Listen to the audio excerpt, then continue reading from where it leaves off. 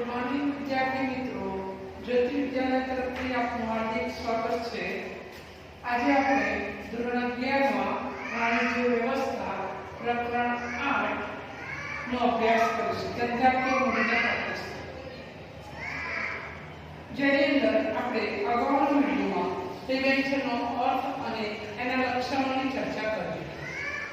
આજે હવે આપણે ડિવેન્ચરના પ્રકારો વિશે ચર્ચા કરીશું। तो सबसे पहले આપણે યાદ કરીએ ડિવેન્ચર કોને કહેવાય? ડિવેન્ચર એ ઉછીની મૂડી છે। ડિવેન્ચર એ ઉછીની મૂડી છે, કંપનીનું દેવું છે અને એક ઉછીનું ભંડોળ કહેવાય। હવે ડિવેન્ચરના પ્રકારોમાં વાત કરીએ તો સલામતીની દ્રષ્ટિએ અને રૂપાંતરની દ્રષ્ટિએ ડિવેન્ચરના પ્રકારો પડે છે। સલામતી એટલે કે સલામતી ઈચ્છતા રોકાણકારો કેવા પ્રકારના ડિબેન્ચર ખરીદે છે? સલામતીના બે પ્રકારના આવે, તારણવાળા ડિબેન્ચર, તારણ વગરના ડિબેન્ચર। તારણવાળા ડિબેન્ચર કોને કહેવાય? તો મિલકત ગીરો મૂકીને જે ડિબેન્ચર લીધા હોય એને તારણવાળા ડિબેન્ચર કહેવાય। એટલે કે રોકાણકારો મિલકત ગીરવે મુકાવે છે, મિલકત પર બોજ ઉભો કરાવે છે અને પછી ડિબેન્ચર જેને તારણવાળા ડિબેન્ચર સિક્યોર્ડ ડિબેન્ચર કહેવાય। તારણ વગરના ડિબેન્ચર કોઈ બીજો નહીં કરવાનું, ડાયરેક્ટ ડિબેન્ચર બહાર કાઢે તો એને અનસિક્યોર્ડ ડિબેન્ચર કહેવાય, જેની ઉપર મિલકતો ઉપર બોજો હોતો નથી। ત્યાર પછી રૂપાંતરની દ્રષ્ટિએ ડિબેન્ચરના પ્રકારો। રૂપાંતર કેવી રીતે થાય છે એનું સંપૂર્ણ રૂપાંતરક્ષમ ડિબેન્ચર, કન્વર્ટિબલ ડિબેન્ચર। રૂપાંતરક્ષમ ડિબેન્ચર કોને કહેવાય? તો ડિબેન્ચર હોલ્ડરોએ જેટલા ડિબેન્ચર ખરીદ્યા છે તે ડિબેન્ચરો એનો સમય પૂરો થાય એટલે શેરમાં રૂપાંતર થઈ જાય। રૂપાંતરક્ષમ ડિબેન્ચરમાંથી શેરમાં રૂપાંતર થાય, મૂડી પરત આપવાની એને રૂપાંતરક્ષમ સંપૂર્ણ એટલે તમામ શેર, તમામ ડિબેન્ચર જેટલા ડિબેન્ચર ખરીદ્યા 100 ડિબેન્ચર ખરીદ્યા હોય તો 100 શેરમાં રૂપાંતર થઈ જાય એને રૂપાંતરક્ષમ ડિબેન્ચર કહેવાય, કન્વર્ટિબલ ડિબેન્ચર કહેવાય। બીજો અંશતઃ રૂપાંતરક્ષમ। અંશતઃ એટલે પૂરેપૂરા નહીં, ધારો કે 100 ખરીદ્યા હોય તો 100 માંથી 50 કે 60 કે 40 નું શેરમાં રૂપાંતર થાય, બાકીનાની મૂડી પરત આપવાની। તો અંશતઃ રૂપાંતરક્ષમ એટલે પાર્ટલી કન્વર્ટિબલ ડિબેન્ચર। પાર્ટલી એટલે ભાગ, અમુક ભાગનું રૂપાંતર થાય, અમુક ભાગની મૂડી પરત, પણ ક્યારે? એની મુદત પૂરી થાય ત્યારે। 20 વર્ષના કે 10 વર્ષના કે 15 વર્ષના હોય તો એ સમય પૂરો થાય પછી એનું રૂપાંતર થાય।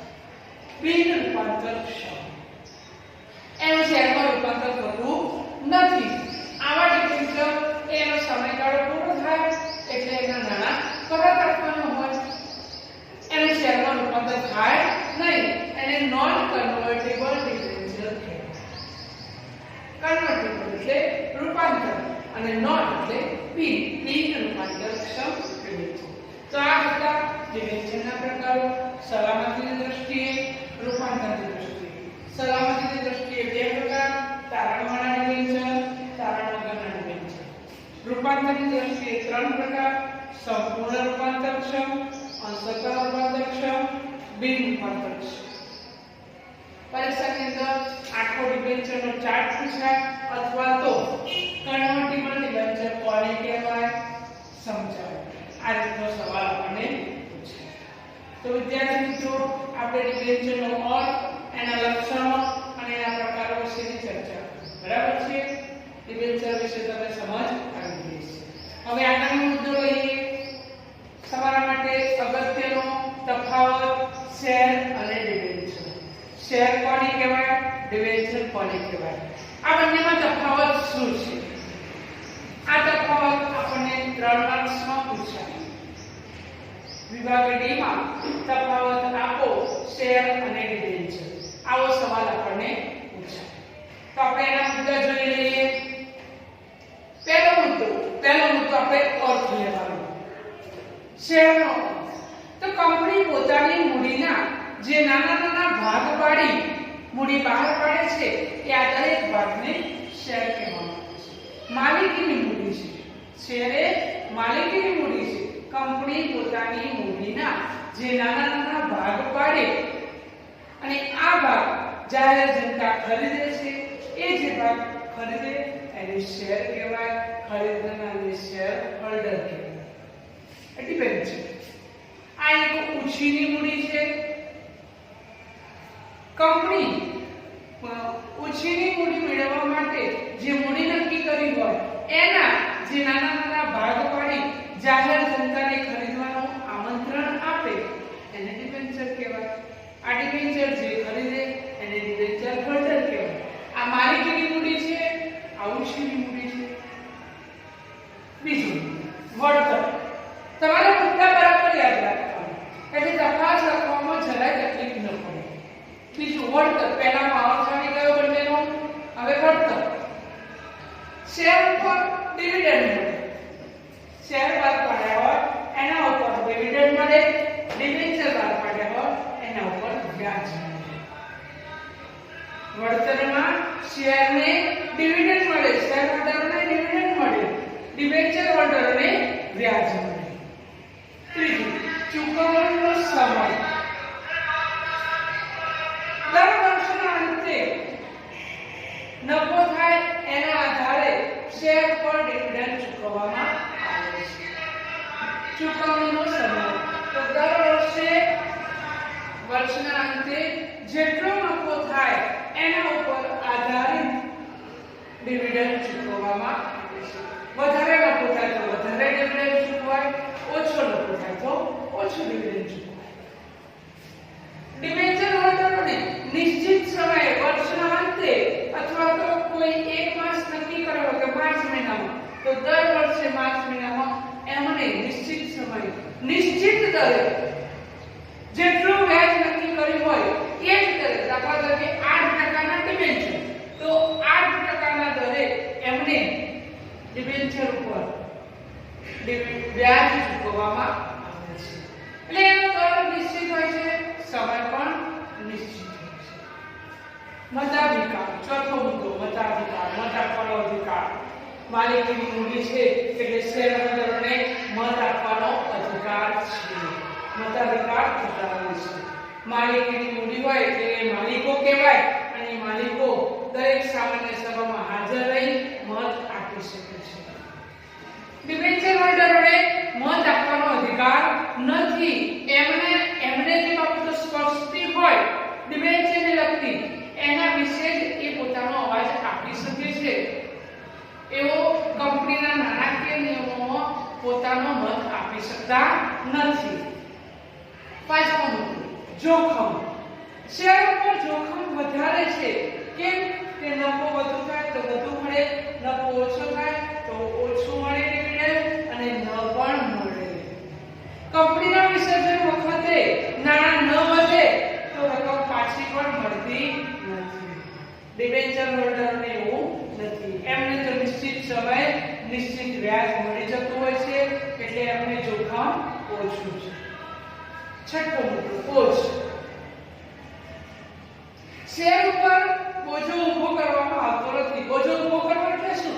મિલકત ગીરે મૂકીને નાણાં મેળવવા એને બોજો ઊભો કર્યો કહેવાય. કેટલીક વખત મશીનરી ગીરે મૂકી અને નાણાં મેળવવામાં આવતા હોય છે તો એને બોજો ઊભો કર્યો કહેવાય. શેર માટે આવું કરવું પડતું નથી. શેર તો ઓપનલી ખરીદવામાં આવે છે. એના ઉપર બોજો ઊભો કરવામાં આવતો નથી. ડિબેન્ચર ઉપર બોજો ઊભો કરવામાં આવે છે. આપણે પ્રકારમાં જોયું કે તારણવાળા ડિબેન્ચર, સિક્યોર્ડ ડિબેન્ચર તો બોજો ઊભો કરીને ડિબેન્ચર બહાર પાડવામાં આવતા હોય છે. સાતમો મુદ્દો નાણાં પરત. નાણાં ક્યારે પાછા મળે? શેર હોલ્ડરોને કંપનીની હયાતી દરમિયાન નાણાં પરત મળતા નથી. એનું વિસર્જન થાય, ખર્ચામાં જાય તો જો તમામ જવાબદારીઓ દેવાઓ ચૂકવ્યા પછી રકમ વધે તો એમને નાણાં પરત મળે, ન વધે તો ન પણ મળે. ડિબેન્ચર હોલ્ડરોને એમની જે શરતો હોય એ પ્રમાણે પરત મળે છે. જો બિન રૂપાંતરક્ષમ હોય તો એમનો સમયગાળો પૂરો થાય એટલે તરત એમને નાણાં પરત મળી જાય છે. જો એમનો સમયગાળો પૂરો થયા પહેલા પણ કંપની ખર્ચામાં જાય અને કંપનીનું વિસર્જન થાય તો સૌથી પહેલા ડિબેન્ચર હોલ્ડરોને નાણાં પરત આપવાના થાય છે. તો આ હતો આપણે શેર અને ડિબેન્ચરનો તફાવત. પરીક્ષાની અંદર તમને 3 માર્ક્સ અથવા 5 માર્ક્સની અંદર આ સવાલ પૂછી શકાય. શેર અને ડિબેન્ચરનો તફાવત આપો. તમારે એસપીની અંદર પણ આ પ્રશ્ન આવે. તો શેર અને ડિબેન્ચરના તફાવતના મુદ્દાની વાત કરીએ તો સૌથી પહેલો અર્થ લેવાનો, પછી વળતર સ્વરૂપે શું મળે તે લેવાનું, પછી એનો ચૂકવણીનો સમય, મતાધિકાર, મત આપવાનો અધિકાર કેવો છે તે, જોખમ કેટલું છે, એનો બોજ કેવો હોય છે અને નાણાં પરત ક્યારે કેવી રીતે મળે. આટલા મુદ્દા આપણે યાદ રાખીએ એટલે આપણને શેર અને ડિબેન્ચરના તફાવતના મુદ્દાનો ખ્યાલ આવે છે. તો વિદ્યાર્થી મિત્રો, શેર અને ડિબેન્ચરનો તફાવત તમને સમજી ગયો છે. હવે ત્યાર પછી આગળ વિદ્યાર્થી મિત્રો, કંપની સ્વરૂપ એ વિશાળકાય સ્વરૂપ છે. ઔદ્યોગિક એકમોનો વિકાસ થતા, નવી શોધખોળો થતા, નવી ફેશનો આવતા વિશાળ સ્વરૂપમાં કંપની સ્વરૂપો ઊભી થઈ અને નાણાકીય એકમોમાં પહોંચી ન વળતા કેન્દ્ર સરકારે નાણાકીય જુદી સંસ્થાઓની સ્થાપના કરી. જુદા નાણાકીય નિગમો ઊભા કર્યા જે ઔદ્યોગિક એકમોને નાણાકીય સહાય કરે છે. તો કેન્દ્ર સરકારે નાણાકીય સંસ્થાઓ ઊભી કરી, નાણાકીય નિગમો ઊભા કર્યા જેના દ્વારા સરકાર ઔદ્યોગિક એકમોને નાણાકીય સહાય પૂરી પાડતી હોય છે. કોને આપે? તો નાના અને મધ્યમ કદના એકમોને નાણાકીય સહાય કરે. નાના એકમો હોય એઓ પોતે મૂડી પૂરી પાડી શકતા નથી, મૂડી મેળવી શકતા નથી. આવા સંજોગોમાં કેન્દ્ર સરકાર દ્વારા જે નાણાકીય સંસ્થાઓ ઊભી કરવામાં આવી છે એમાંથી નાણાકીય સહાય મેળવવામાં આવે છે. હવે આ જુદી નાણાકીય સંસ્થાઓના નામ આપણે જાણીએ. પરીક્ષાની અંદર તમારે સંજ્ઞાઓ આપેલી હોય એનું આખું નામ લખવાનું હોય છે. વિભાગ ડી માં તમને આપું છે 3 નામ આપ્યા હોય એ ત્રણેયના વિશે સમજ આપવાની. વિભાગ ડી એની અંદર તફાવત આવે, ટૂંકનોંધ આવે, વિધાન સમજાવવું આવે અને આવી સંજ્ઞાઓ સમજાવવાનું આવે. તો નાણાકીય સંસ્થાઓના નામની અંદર આપણે જોઈએ ભારતીય ઔદ્યોગિક નાણાં નિગમ IFCI, ઔદ્યોગિક financial corporation of India IFCI, ઔદ્યોગિક industrial financial corporation of India, ભારતીય ઔદ્યોગિક નાણાં નિગમ. તમારે આ નામ આપેલું હોય પરીક્ષાની અંદર તો એનું વિસ્તૃત રૂપ આપવાનું industrial financial corporation of India અને પછી ગુજરાતીમાં લખવાનું ભારતીય ઔદ્યોગિક નાણાં નિગમ. બીજો મુદ્દો IDBI,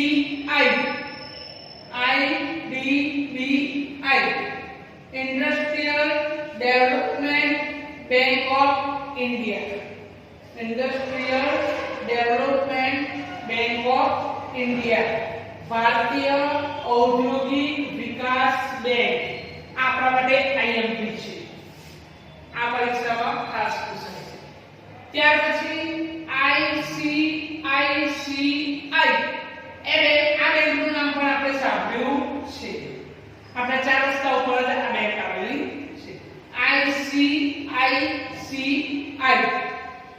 industrial credit and investment corporation of India.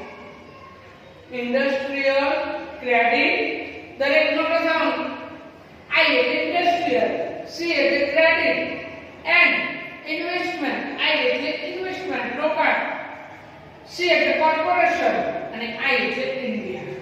Industrial credit and investment corporation of India ભારતીય ઔદ્યોગિક શાખ અને રોકાણ નિગમ. શાખ એટલે ક્રેડિટ, આ પણ અહીંયા કહેવાય. ત્યાર પછી જીએસએફસી, આ પણ ગુજરાત રાજ્યની એક યોજના છે. જીએસએફસી ઔદ્યોગિક, GSFC Gujarat state financial corporation. Gujarat state financial corporation. Gujarat રાજ્ય, સ્ટેટ રાજ્ય, જી એટલે ગુજરાત, એફ એટલે નાણાકીય અને સી એટલે નિગમ. ગુજરાત રાજ્ય નાણાકીય નિગમ. જીઆઈઆઈસી, જીઆઈઆઈસી ગુજરાત ઇન્ડસ્ટ્રીયલ ઇન્વેસ્ટમેન્ટ નિગમ. ગુજરાત ઇન્ડસ્ટ્રીયલ ઇન્વેસ્ટમેન્ટ નિગમ કોર્પોરેશન. આઈ એટલે ઇન્ડસ્ટ્રીયલ અને આઈ એટલે ઇન્વેસ્ટમેન્ટ, સી એટલે કોર્પોરેશન, જી એટલે ગુજરાત. તો ગુજરાત ઔદ્યોગિક રોકાણ નિગમ.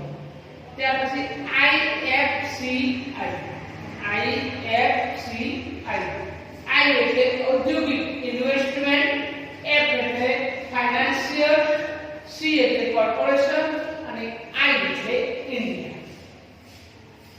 Industrial finance corporation of India, ભારતીય ઔદ્યોગિક નાણાં નિગમ. તો વિદ્યાર્થી મિત્રો, આપણે આ 6 સંજ્ઞાઓના નામ યાદ રાખવાના છે. પરીક્ષાની અંદર ક્યારેક આપણને આ નામ પૂછાય છે. આઈસીઆઈસીઆઈ લખેલું હોય તો એની સામે આપણે એનું અંગ્રેજીમાં નામ અને સામે ગુજરાતીમાં નામ લખવાનું હોય છે અને લખવાનું કે આ એક નાણાકીય સંસ્થા છે. તો વિદ્યાર્થી મિત્રો, આપણે નાણાકીય સંસ્થાના નામ વિશેની પણ માહિતી મેળવી. હવે તમારે હોમવર્કમાં શેર અને વ્યંજનનો તફાવત લખવાનો અને આ સંજ્ઞાઓ લખીને તૈયાર કરવાનો. આવતીકાલે આપણે ફરી વિડિયો લઈશું. એની અંદર આપણે લાંબા ગાળાની અને ટૂંકા ગાળાની મૂડીનો તફાવત સમજીશું.